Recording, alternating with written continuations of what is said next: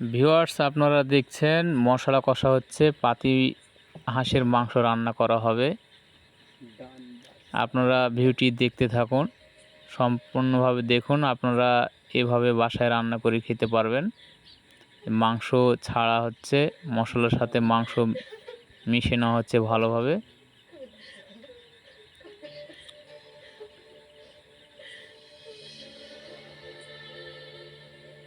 এইভাবে মশলার সাথে মাংস কষে নিতে পারবেন আপনি।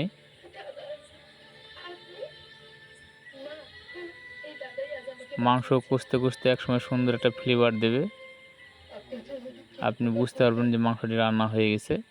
তারপর আপনি পরিবেশনের জন্য এটি তৈরি করতে পারবেন। ভালো লাগলে অবশ্যই একটি কমেন্ট বক্সে এসে কমেন্ট করুন।